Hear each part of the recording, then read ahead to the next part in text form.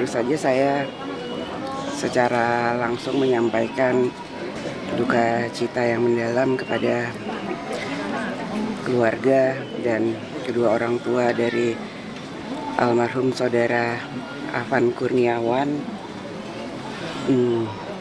dan insya Allah keluarga diberikan kekuatan, keikhlasan dan ketabahan dalam menerima musibah ini, dan semoga amal ibadah dari almarhum Afan Kurniawan bisa diterima Allah Subhanahu wa Ta'ala.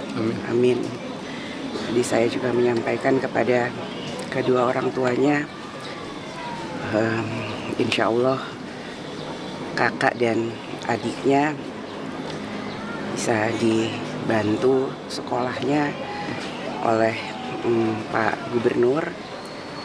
Juga kami akan membantu kakak dan adiknya untuk bisa bekerja dan menyelesaikan sekolahnya. Juga saya minta kepada Gubernur untuk dikasih kartu KJB sampai selesai. Juga karena bapaknya saat ini bekerja sebagai ojek online juga. Tadi saya juga menyatakan karena motor dari almarhum rusak atau sekarang belum ditemukan, saya juga menawarkan jika membutuhkan untuk ada kendaraan, kami juga akan membantu untuk menyiapkan motor sehingga beliau bisa melanjutkan pekerjaannya. Dan saya tentu saja pada kesempatan ini meminta kepada kepolisian dan seluruh jajaran untuk mengusut tuntas dan secara transparan mengungkap dan menyelidiki tragedi ini. Dan kami tentu saja akan mengawal ini sampai selesai.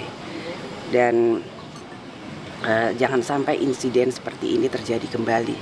Jangan sampai tragedi ini terulang kembali. Mari kita jaga persatuan dan kesatuan bangsa bersama-sama. Jangan kita terpecah belah. Jangan kita korbankan bangsa dan negara ini. Kita semua rakyat Indonesia. Kita bangun bangsa ini bersama-sama dengan bergotong royong. Semuanya saling menahan diri. Mari kita bersatu untuk Indonesia. Mbak, langkah DPR ke depan seperti apa Mbak? Melihat kemarin kan publik cukup bergejolak di ulang tahun DPR sendiri. Ya, Upaya penenangan publik ini seperti apa Mbak?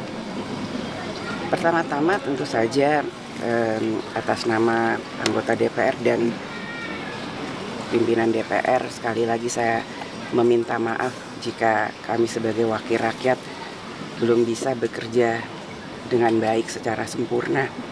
Kami akan mengevaluasi, kami akan berbenah diri, kami akan mendengar aspirasi rakyat dengan lebih sehat, lebih baik dalam bergotong royong membangun bangsa. Dan marilah kita bangun bangsa ini bersama-sama, kita berdiskusi, kita dengarkan masukan-masukan dari para tokoh bangsa, dari tokoh-tokoh dalam membangun bangsa ini. Artinya ke depan ini akan ada perbaikan khususnya dalam pola komunikasi yang disampaikan oleh DPR, Mbak Puan? Ya, kita evaluasi bersama. Mbak Puan, salah satu yang memicu gejolak publik itu kan soal tunjangan rumah DPR. Apakah itu akan dicabut, Mbak Puan? Kan sudah disampaikan bahwa itu hanya sampai Oktober. Apakah ada peringatan ataupun teguran khusus mungkin bagi anggota DPR yang kemudian pola komunikasinya berpotensi untuk menyakitkan hati publik, Mbak? Semua harus menahan diri dan jangan saling menyakiti. Kita saling menghormati dan menghargai. Terkait anggota BPR yang keluar negeri, Mbak. Kenapa nggak ada yang menemui demo waktu itu, Mbak Puan, untuk menenangkan? Apakah anggota Dewan pada takut pada demonstran? Gimana, Pak? Ya, nanti kita cukup dulu ya. Cukup dulu ya. Cukup dulu ya. Minta maaf. Minta maaf.